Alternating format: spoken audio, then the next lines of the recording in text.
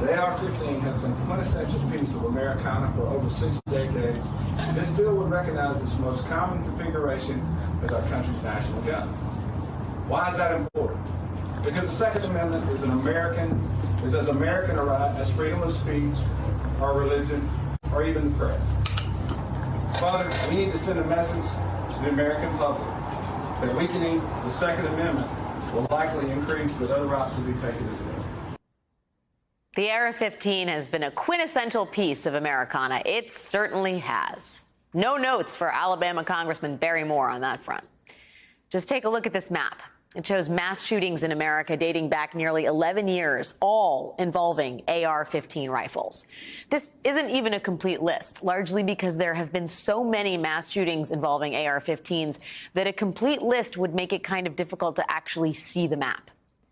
According to the Gun Violence Archive, AR-15 rifles have been the gun of choice in about 150 shootings in the past 365 days alone.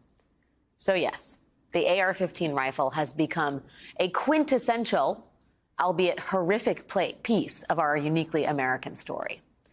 But Congressman Barry Moore's point was not that we should loosen the death grip that the AR-15 has on our culture. Congressman Moore wants to tighten the grip. Yesterday, Congressman Moore visited a gun shop in Troy, Alabama, to essentially pledge allegiance to the rifle of the United States of America. He revealed a new bill he is proposing that would make the AR-15 the national gun of America. You heard that correctly. The House of Representatives has not yet received the entire text of that bill, but who knows? It may end up winning support from certain current Republican members. Earlier this month, just ahead of the State of the Union, certain House Republicans began wearing assault rifle lapel pins, sort of like American flag pins that are worn as a show of patriotism. Among House Republicans proudly sporting the pin was embattled Congressman George Santos, who, by the way, actually co-sponsored this National Gun of America bill with Congressman Barry Moore. Georgia Congressman Andrew Clyde says he's the one who handed out the rifle pins to his Republican colleagues, just days after a series of mass shootings in California that left more than a dozen people dead and several others critically wounded. Those mass shootings prompted another round of congressional debates about firearm restrictions.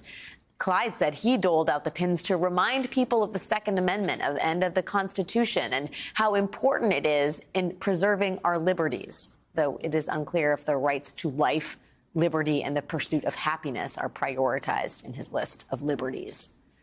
Now, you should know that Congressman Clyde also makes millions of dollars selling military-style rifles, body armor, and ammunition at his gun store in Athens, Georgia. So it's possible that he has more at stake in the debate over gun reform than just the preservation of liberties.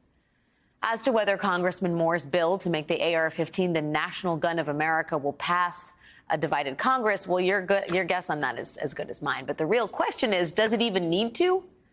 Do we need a piece of legislation to tell us that the AR-15 is the national gun of America?